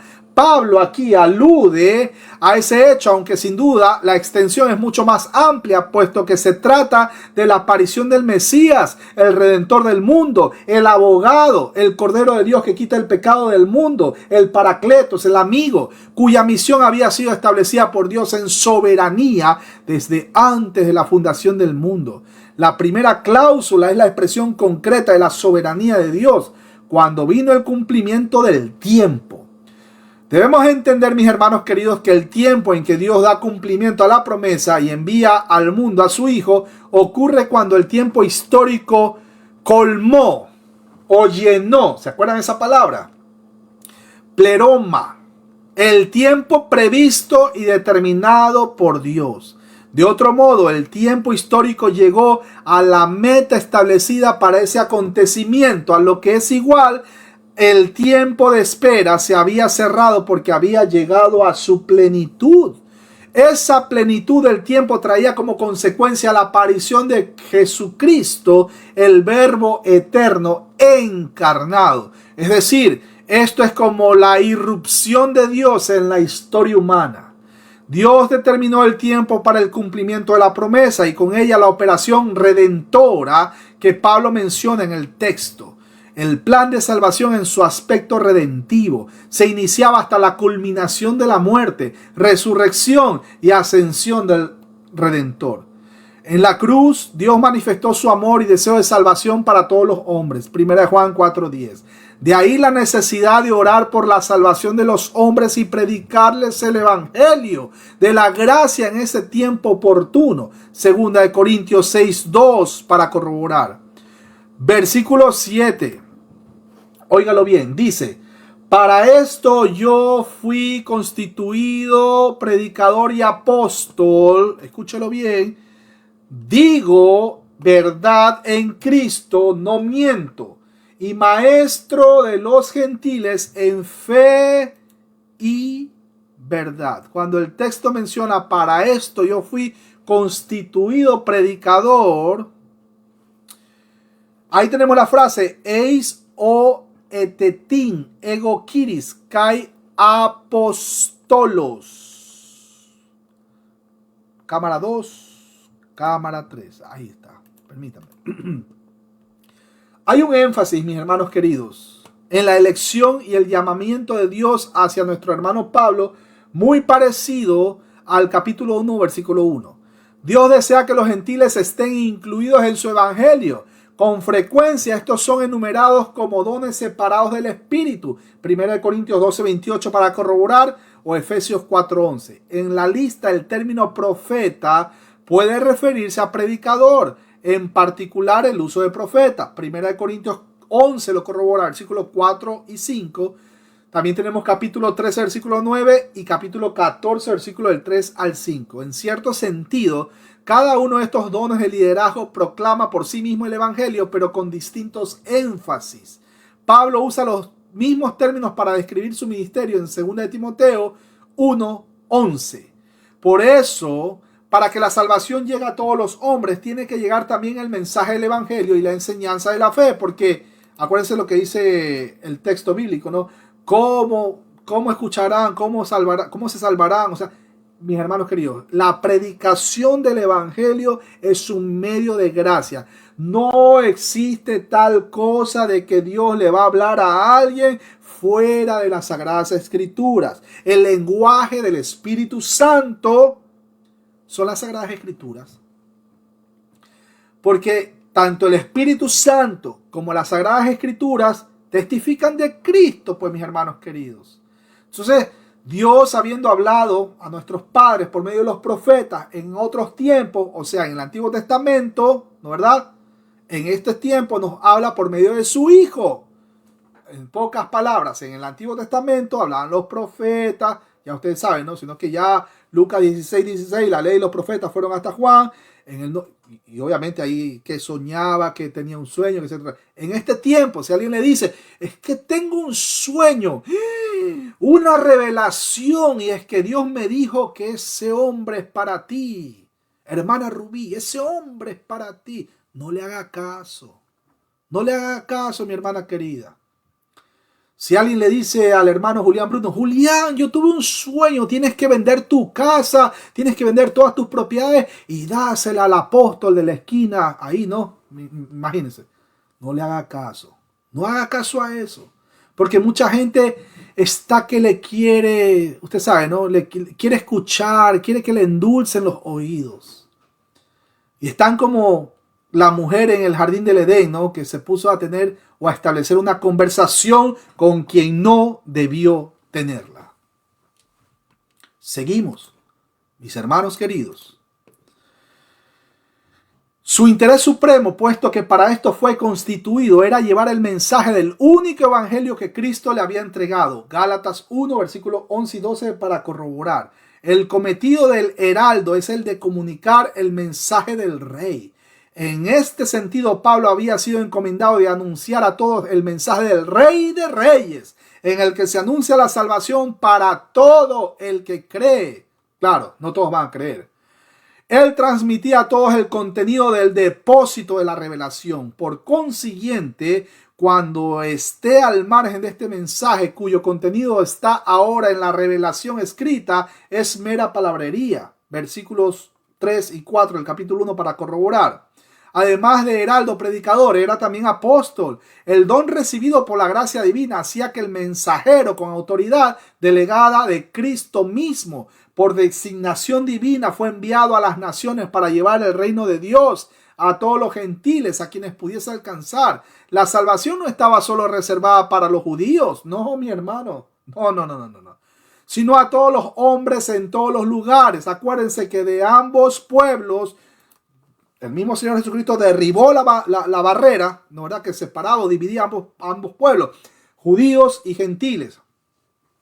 Si del lado de los judíos llegan a creer en Jesús, vienen a ser cristianos. Si del lado de los gentiles vienen a creer en Jesús, vienen a ser cristianos. Ahora, hasta Satanás cree en Jesús. Eso es otro tema que no voy a entrar en detalle. Pero no todo el que dice Señor, Señor entrará al reino de los cielos, porque hay una evidencia interna y una evidencia externa de que alguien verdaderamente es cristiano. Verdaderamente es evidencia de que ha nacido de nuevo. ¿Cómo? El fruto del Espíritu Santo, evidencia externa. Y evidencia interna, Romanos 8:16, el mismo Espíritu con E mayúscula testifica nuestro espíritu, con E minúscula, de que somos hijos de Dios. Atento al detalle. Seguimos. Pablo continuamente vincula su vida y ministerio a la soberanía de Dios, que determinó todo lo necesario para hacerlo llegar a ser lo que era, el apóstol enviado a los gentiles. La conversión de Pablo, que antes era Saulo de Tarso, se produjo cuando agradó a Dios, cuando era el tiempo necesario. Por eso, mi hermano querido, usted no coja lucha, no agarre lucha. Es que mi mamá no se convierte al evangelio. Es que mi primo no se convierte todavía al evangelio. Es que mi papá sigue siendo un hereje y todavía sigue siendo un neopentecostal. No agarre lucha. Es que mi mamá todavía sigue siendo bruja y hechicera. No agarre lucha. No es su tiempo. Nosotros no convencemos de pecado absolutamente a nadie. Quien convence de pecado es el Espíritu Santo. Pero nosotros debemos hacer lo que nos compete hacer. El tiempo es de Dios, no de nosotros. Alabado sea el Señor. Seguimos. El apóstol sabía que la primera acción de la soberanía de Dios fue separarlo desde antes de su nacimiento para la misión que iba a encomendar. Gálatas 1:15, para corroborar. Es algo que había hecho con otros en otros tiempos, como ocurrió con el profeta Isaías y mucho tiempo después con Juan el Bautista, y con Jeremías. Lucas 1:15 para corroborar, Isaías 49:1 y Jeremías 1:5. El término me apartó o me segregó implica una elección soberana en relación con él. Esta separación desde el vientre de su madre implica necesariamente mucho más que una mera providencia divina, sino una eterna determinación en relación con él. No iba a esperar Dios a que ahora el apóstol manifestase su determinación de dejar todo cuando representaba el máximo valor en su vida para abrazar a Jesucristo, a quien, por cierto, perseguía, aceptándolo como el Salvador de los pecadores y el Mesías prometido. Su conversión se producía por la determinación divina, mi hermano. No es su tiempo, es el tiempo de Dios. Siga orando por todo aquel que no conoce el evangelio. Mi hermano, pero ya le prediqué al impío de mi padre. Siga orando por él. Ya oré por la bruja de mi madre. Siga orando por ella. Pero es que ellos quieren que yo me haga católico romano, quieren que me haga neopentecostal. Mi hermano, usted siga orando por ellos. Una manera de que usted honre a su padre y a su madre, aun cuando ellos no sean cristianos, es que usted predique la verdad. Sí, pero ellos quieren que yo, no sé, imagínense que le diga, quieren que yo me suicide. Usted solo siga orando por ellos y siga predicando la verdad. Esa es una manera indirecta de ¿qué? De honrar a su padre y a su madre. O sea, a mí qué me importa si mi padre no es cristiano, es un neopentecostal, por así decirlo, y mi madre sea hechicera, por ejemplo. A mí qué me importa. Yo sigo orando por ellos, tema 1. Y segundo, no es mi tiempo, debo recordar eso. Es Dios quien controla los tiempos y las sazones. Es Dios. ¿Cómo lo hará? No lo sé. Ahora, lo que no puedo yo hacer es, ay, pero ¿por qué? Porque cuando de repente, imagínense que no lo salve a ninguno de los dos. Mis hermanos queridos, muchos son los llamados, pero pocos los escogidos. Yo no puedo decir, es que, Señor, es que tú tienes que salvarlo. O por decir, vamos a los casos más clásicos. Tienes que curar a mi primo que tiene cáncer, a mi hermano que tiene cáncer, sánalo, sánalo. Y yo declaro y decreto en el nombre de Jesús. Y que, y se lo llevó. Ok, ¿se acuerdan de Cristín Di Clario? Con nombre y apellido para todos estos herejes. Cristín Di Clario. Cuando dijo, no aceptamos un no como respuesta, cuando se estaba muriendo el cantante, pues no era pastor ni predicador, el cantante Julio Melgar. Entonces, ¿qué tuvo que hacer Dios? Dios ejerció el uso de su derecho de llevárselo más rápido para demostrarle a este tipo de herejes de que el soberano es Dios, no el ser humano, quien es pecador por naturaleza. No es su tiempo, mi hermano querido, usted que está viendo.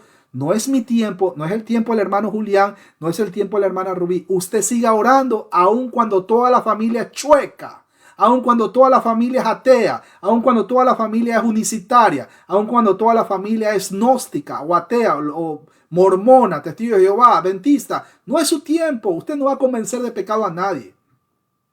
No, pero es que yo voy a orar para que se sane del cáncer. Usted no puede sanar ni un perro vivo. No es su voluntad, es la voluntad de Dios. No estoy diciendo que no vamos a orar. Debemos orar, incluso por las personas que están padeciendo, no solamente físicamente, sino también espiritualmente. ¿Por qué? Porque si no conocen al Dios de la gloria, pues se van a estar tropezando y probando de sus propios frutos las consecuencias del pecado, que en algunos casos son muy dolorosas. Bueno, seguimos. Decía, en ningún modo buscaba el perseguidor un encuentro con el resucitado, pero como siempre ocurre, porque el pecador no quiere buscar a Dios, es Dios quien viene a buscar a los suyos. ¿Y qué pasó? Pablo dijo, no, espérate Jesús, espérate. ¿Se acuerdan cuando iba camino a Damasco? Déjame hacer uso de mi libre albedrío. Y si yo me rechazo, y si yo me rehúso a seguirte, yo tengo la decisión, yo puedo decidir no aceptarte, Señor Jesús. No, mis hermanos queridos. Cuando el Señor Jesús se le aparece ahí camino a Damasco, Pablo, suavecito, hasta la voz le cambió. ¿Qué quieres de mí, Señor? Suavecito, así, pero, Dios mío. Imagínense. ¿Por qué? Porque, o sea, si Dios no interviene en la vida de Saulo de Tarso, en este tiempo ya lo hubiera conocido en persona a Maradona, a Hitler. Estuviera ardiendo por la eternidad. Pero bueno, es el tiempo de Dios. Recuerden, miren, Pablo recordará que él fue un fariseo separado para el evangelio de Dios. Allí utiliza el mismo verbo para referirse a separación. Romanos 1:1 para corroborar. De otro modo, antes de su nacimiento, Dios tenía sus planes para él y lo había llamado cuando fue el tiempo que el soberano había determinado. El apóstol Pedro lo enseña así: anunciar las virtudes de aquel que os llamó de las tinieblas a su luz admirable. Primera de Pedro capítulo 2 versículo 9 para corroborar el gran momento de la revelación de Cristo a Pablo, y en Pablo lo transforma en apóstol en igualdad de condiciones que los otros 12. Pero desde el momento de su conversión, Cristo Jesús es el Señor y Pablo es su siervo.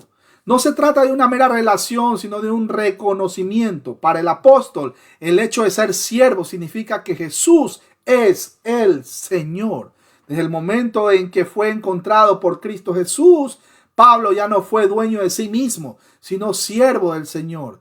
Este siervo había sido llamado para el apostolado. La condición de apóstol no le había alcanzado él por preparación personal, por título, porque estudió en la Universidad de Harvard, en la Universidad Teológica de Cambridge, o allá en Asbury, o lo que es. No.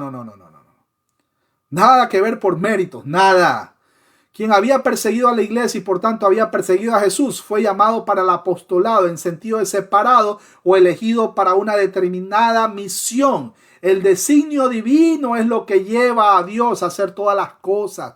No se trata de mérito humano alguno, óigalo bien, sino de la determinación divina en plena soberanía. Es una obra del Espíritu Santo. Usted no decide salvarse a sí mismo, por cuanto los dones son dados soberanamente por Dios y Él hace como quiere. 1 Corintios 12:11 para corroborar. Todos los dones proceden del Espíritu Santo. En ellos nada tiene que ver la condición personal, social o racial de quien los recibe, sino la soberanía del Espíritu Santo que lo da. Pero también la acción de Cristo es vital en el ministerio apostólico, por cuanto los servicios que corresponden al ejercicio de los dones son posibles porque Cristo es la cabeza de la iglesia y como cabeza dependen de él los ministerios. Efesios capítulo 1, versículos 22 y 23 lo corrobora. Todos los ministros tienen el mismo Señor, sirviéndole como dueño. Por tanto, no caben distinciones entre los siervos porque todos en el ministerio que ejerzan tienen el mismo objetivo. ¿Cuál es? Servir al Señor. Cuando el texto dice, digo la verdad, no miento. Miren, muchos comentaristas han dicho que esto sería inapropiado para una carta personal escrita por Pablo a su querido colaborador Timoteo. Pero recuerden que las cartas tenían la intención de ser leídas públicamente en la iglesia. Según Timoteo 4:22 lo corrobora y Tito 3:15. La carta era la recomendación y delegación de autoridad a un joven como representante apostólico enviado a las iglesias de la zona de Éfeso, que luchaban contra los falsos maestros, que todavía los hay y han proliferado más todavía. Pablo era cuestionado por muchos y sus enemigos decían que no tenía un apostolado como los otros apóstoles. De ahí el énfasis de la frase, es una fórmula muy propia de Pablo. Lo corroboramos en Romanos 9:1, 2 Corintios 11:31 y Gálatas 1:20. Delante de Cristo estaba haciendo una afirmación que era cierta. La misión de evangelización y comisión del apostolado le habían sido dadas por Cristo mismo. Esa era la verdad. Cuando el texto menciona y maestro de los gentiles en fe y en verdad, miren, ahí tenemos, ¿se acuerdan de la palabra maestro? Tenemos en el griego didaskalos. Didaskalos, ya viene de didáctico.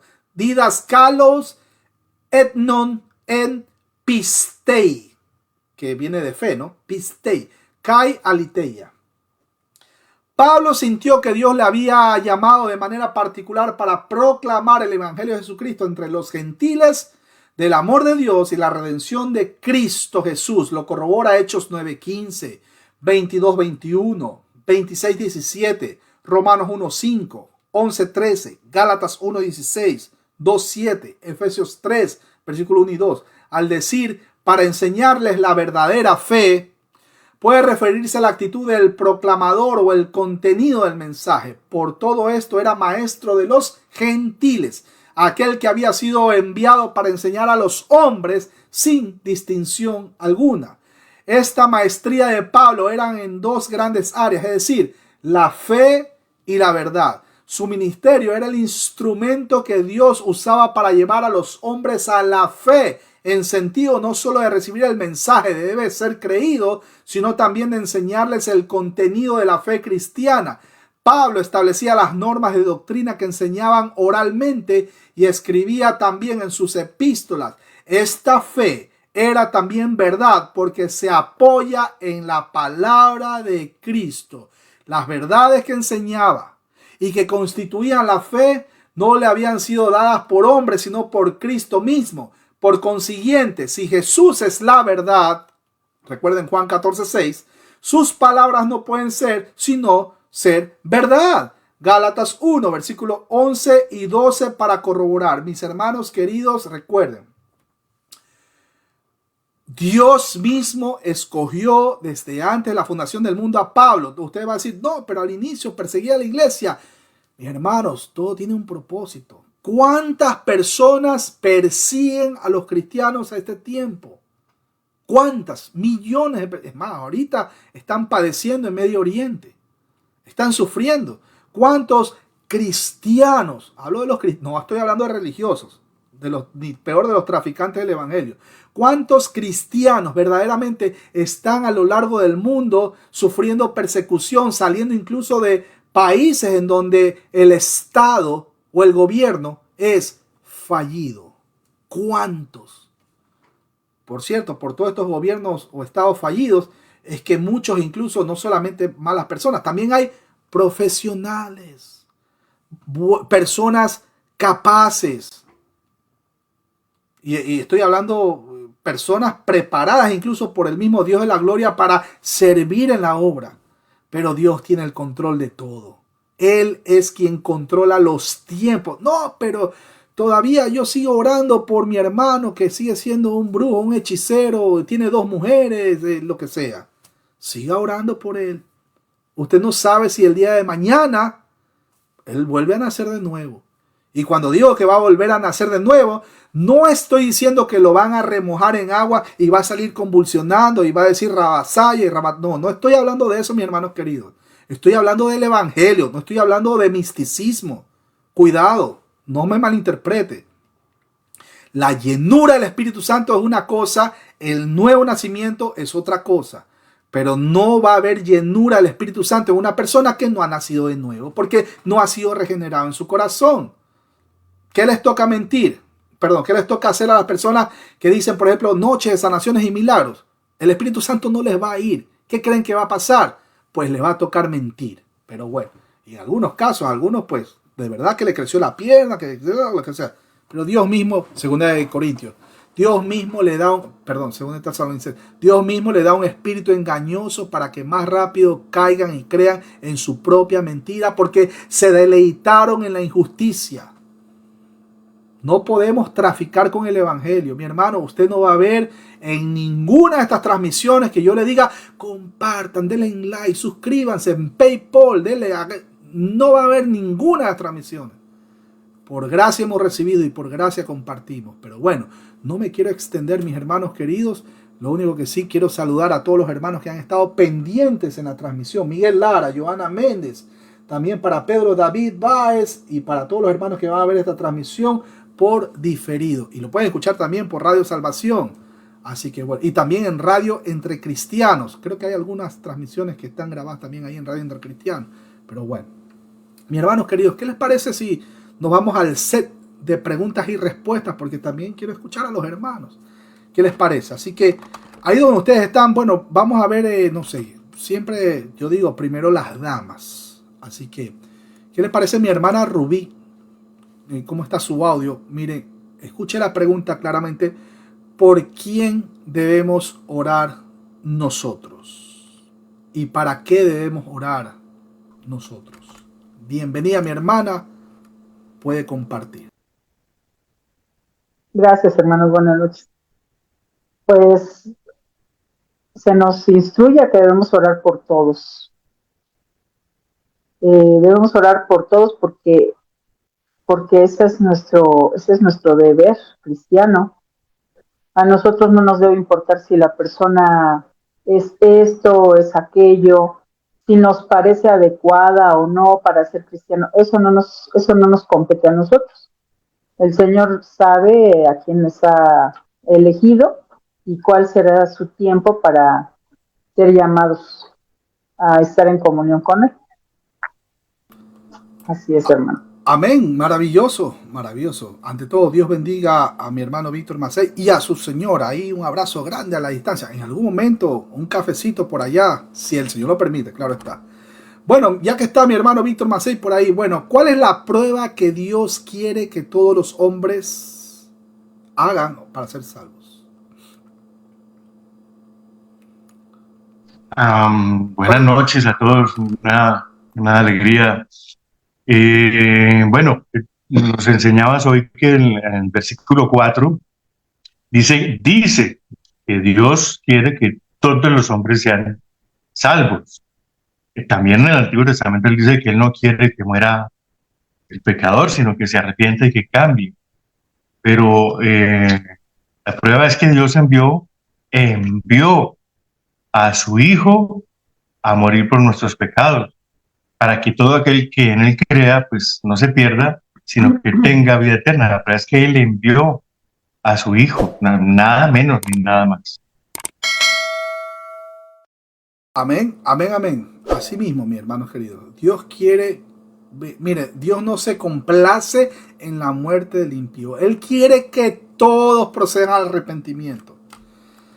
Y de hecho, muchos, decía el hermano Pedro, hay muchos que dicen, oye, pero el Señor Jesucristo no viene, está viniendo de la época de tiempos memorables. El Señor, no es que algunos lo tienen por tardanza, pero no es eso, sino que Dios quiere que todos procedan al arrepentimiento. Claro, ¿cuál es el tema?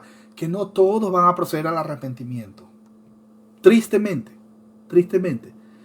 Pero como nosotros no sabemos quiénes son, ¿no verdad? Pues ¿qué nos toca hacer?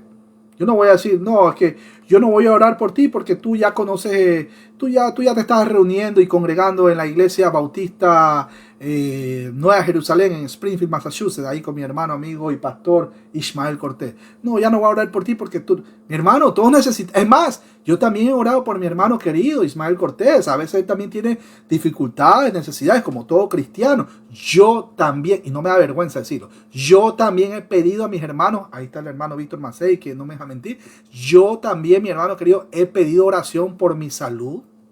Yo también he pedido oración. Yo también le he pedido oración a mi hermano Julián. También, mi hermano Julián, ahí le encargo su oración para que que escribe y suscribe pues pueda tener un día, usted sabe, ¿no? Haciendo la voluntad del Dios de la gloria siempre. Todos necesitamos orar por todos. Pero bueno, muchas gracias, mi hermano querido. ¿Qué le parece mi hermano Matías? Matías Almá, no sé si mi hermano Matías está ahí. Un abrazo grande. Acá estamos, mi hermano. Acá estamos bien. Gloria a Dios para toda esa gente linda allá en Argentina. En cualquier momento un asadito y con agua mineral Villavicencio. Mi hermano Matías, ¿dónde, escuche la pregunta, dónde y cómo debemos orar? Bueno, mis hermanos, ante todo tenemos que saber que la oración es un medio de gracia que Dios nos ha dado para que nos comuniquemos con Él. Debemos orar en todo momento, no solamente cuando estamos felices, sino cuando estamos también en angustia, porque todas nuestras circunstancias, aunque nos parezcan que a nosotros que es mala, ¿no? Que estamos pasando un momento malo, debemos orar y darle gracias al Señor. Orar por todo, orar pidiéndole al Señor que nos dé discernimiento, su Espíritu Santo, en el nombre de Jesús. Orar por las necesidades de los conocidos, orar por los perdidos, orar como hoy enseñaba y como la palabra enseña por los gobernantes.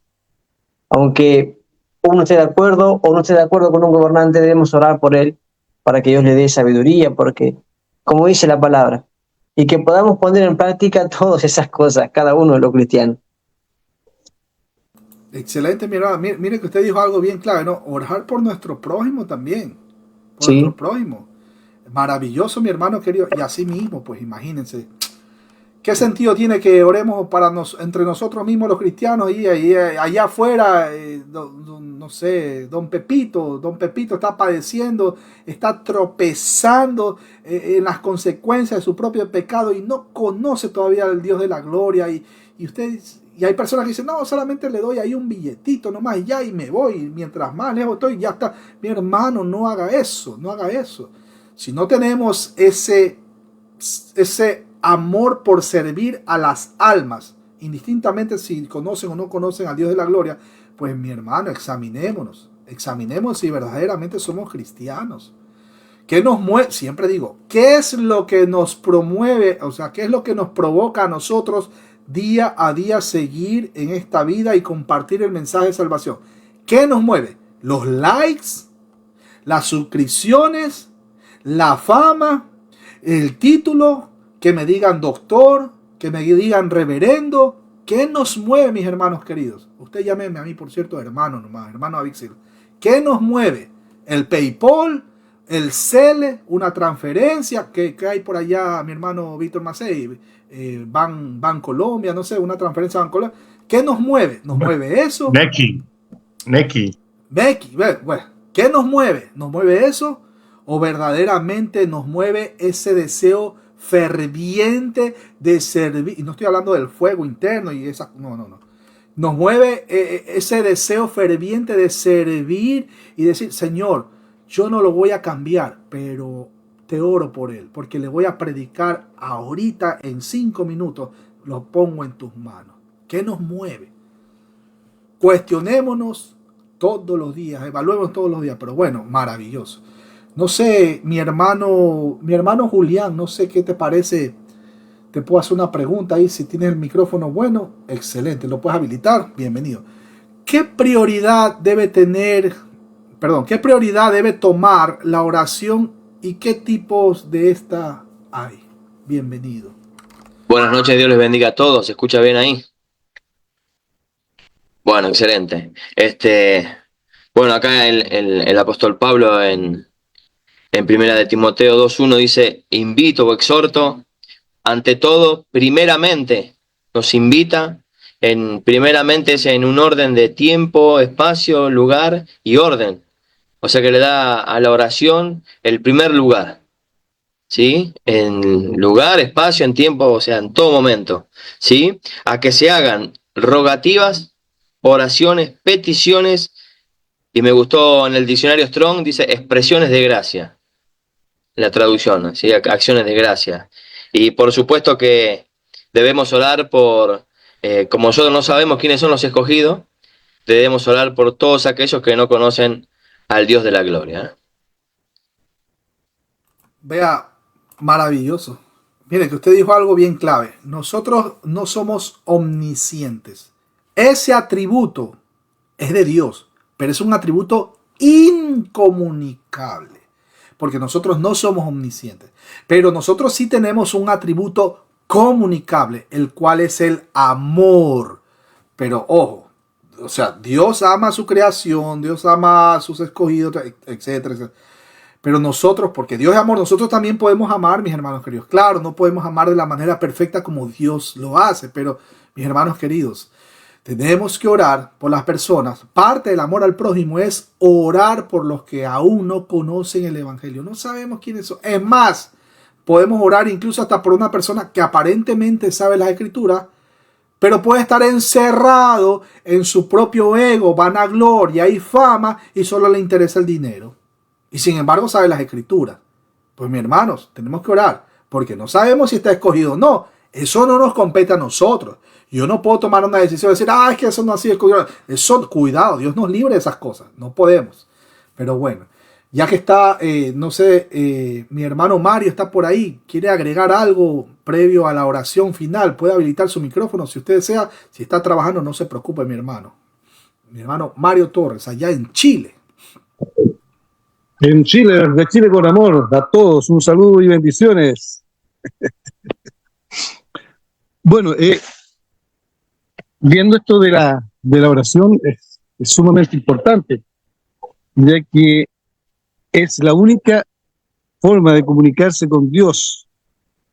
Yo puedo leer mucho la Biblia, puedo leer muchos libros, puedo estudiar mucho, pero si en mi vida no hay oración, no hay una comunión real con Dios. O sea, ¿cómo canalizo todo lo que yo sé si en mí no hay oración? Y es por eso que siempre se recalca, orad sin cesar, orad por todo, sean escuchadas tus peticiones, porque es importante ese contacto que tenemos que tener con Dios. Puedo saber mucho, pero si en mí no hay oración, no va a dar mayor fruto. No va a ser, digamos, va a ser solamente mi sabiduría, pero no la que proviene de Dios. Amén. Y acordémonos, para el 22 me parece, con el pastor Rufat. Vale. Avivando el fuego el 22 de este mes con el pastor Rufat. Ahí, bueno, ahí yo les comparto ahí a los hermanos, no se preocupen, así que ahí los mantendremos informados. Gracias, mi hermano Mario, abrazo grande, querido pastor, allá en Chile. En algún momento. Sí, y un saludo también para el hermano Julián. Un saludo también para el hermano Julián ahí, que lo he tenido bastante votado.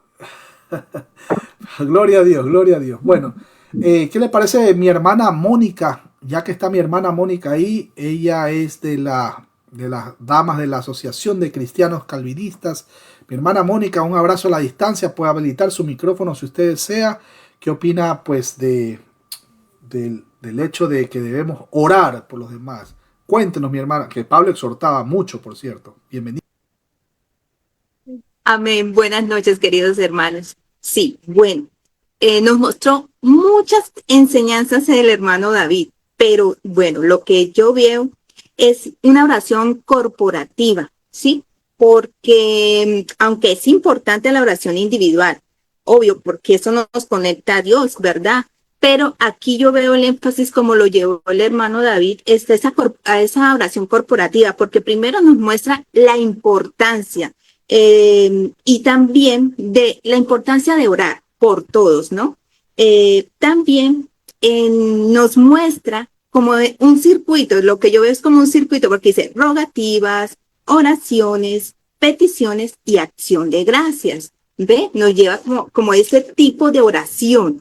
Y después nos lleva como a ese alcance, como usted nos mostraba, ese alcance de esa oración corporativa que es para todos, pero no solamente por los creyentes, no me había dado cuenta, sino también por los incrédulos. Y como bien decía y mostrábamos del apóstol Pablo, en Romanos 10:1 estaba mirando y dice, hermanos, ciertamente el anhelo de mi corazón y mi oración a Dios por Israel es para salvación. Y esa es la oración que Él nos está mostrando. Exactamente, orar por todos para que sean salvos. Y fue muy bonito llevarnos a todo esto porque muchas veces perdemos el enfoque. Solamente oramos por los nuestros. Allí creo que estamos fallando, ¿sí? Entonces es bueno esta enseñanza, esta instrucción y corrección. Entonces fue muy bonito.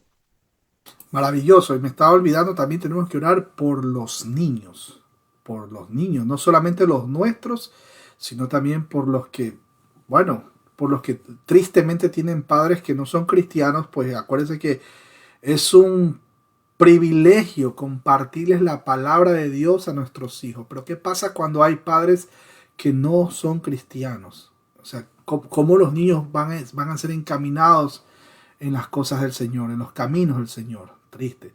Así también como hay padres que son tristemente religiosos, que no es lo mismo que cristianos, padres religiosos que solamente pues los inculcan a que tienes que dar el diezmo, que échale aceite de oliva al carro, a la bicicleta, y se van, pero se pegan una desviada, pero terrible al tema pues de, ya usted sabe, ¿no? Las herejías, y bueno, ahí no voy a entrar en detalles, pero debemos orar en pocas palabras por todos, por los que conocen el Evangelio, porque no sabemos qué están pasando, qué situación, y por los que aún no conocen el Evangelio, porque las consecuencias del pecado en ambos casos son duras, mis hermanos queridos, y en algunos casos irreversibles. ¿Cuántos pastores han perdido sus esposas?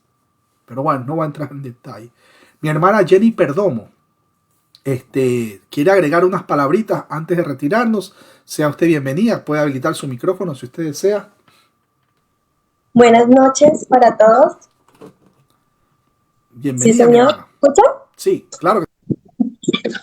Sí, señor, dígame.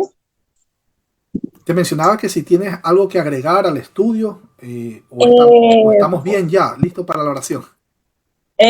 Pues, ¿qué le puedo decir? Lo que he aprendido al transcurso de todos estos años y en esta reunión, la importancia de orar, la importancia de que es algo que como cristiano, es un principio cristiano, la comunicación permanente con Dios. Y no solamente repetir siempre las mismas cosas todos los días a nuestro Señor, pues igualmente Él conoce todo de nosotros y conoce lo que pasará también, porque de acuerdo a su perfecta voluntad así es. Debemos orar también por nuestros enemigos, también debemos orar por todos los países que en este momento se encuentran en conflictos por los malos gobernantes, como lo decía el hermano David. También por nuestra familia que no cree, que en lugar de alejarnos, porque a mí en muchos casos me pasó, me alejé. En lugar de alejarme, debo orar por ellos y también predicarles, porque como dice usted, hermano David, que el Señor es el que hace la obra, ¿no? Que el Espíritu Santo es el que cambia los corazones. Nosotros no hacemos sino pues cumplir con predicarles la palabra y pues seguir orando por ellos. Amén, amén. Mire, Romanos 10:14. ¿Cómo oirán si no hay quien les predique? ¿Cómo? ¿Cómo van a oír? Y alguien va a decir por ahí, por los sueños y visiones, mi hermano, a estas alturas del partido, imagínense. Pero bueno, damos gracias al Señor ante todo. Vamos a despedirnos en oración, mi hermano. Hasta aquí el estudio. Nos vemos la próxima semana. Óigalo bien, si el Señor lo permite. Así que vamos a orar ahí. Bendito y amado Padre Celestial, gracias te damos primeramente por Cristo Jesús. Gracias porque si el Señor no se hubiera levantado entre los muertos, vana sería nuestra esperanza. Padre Santo, te damos gracias por tu palabra. Te damos gracias también por los medios de salvación, por los medios de gracia que tú nos has dado. También te damos gracias por la salvación y por la oración básicamente que tú nos has permitido para podernos comunicar con el Dios de la gloria. Gracias porque si no tuviéramos esa comunicación, pues imagínense, sería nuestras acciones muertas, sería simplemente intentos humanos de intentar agradar ni siquiera a Dios, porque si no existiera la oración, pues simplemente deberíamos cuestionarnos y deberíamos preguntarnos, ¿somos cristianos o no somos cristianos si es que no oramos? O sea, no existe un cristiano que no ore, no existe un cristiano que no lea las escrituras, no existe un cristiano que no viva el evangelio, no existe un cristiano que no sienta dolor por el pecado del prójimo. No existe un cristiano que viendo el pecado del prójimo se quede callado y no le diga, mira, permíteme predicarte de Cristo Jesús, esto no es correcto, déjame ayudarte. ¿Cómo puedo ser útil en tu vida para que puedas conocer a Cristo Jesús el Señor? Padre Santo, gracias por tu palabra. Ahora vamos a proceder a descansar. Ayúdanos a tener un sueño reparador y podamos levantarnos con mucha energía para poder seguir sirviendo y agradándote a ti. En el nombre de Cristo Jesús te lo suplicamos. Amén, amén y amén. Mis hermanos queridos, muchas gracias. Que el Señor me los bendiga. Nos vemos en una próxima transmisión. Una vez más, si el Señor lo permite. Bendiciones. Ones. Bendiciones para cada uno. Bendiciones y bendiciones. Chao.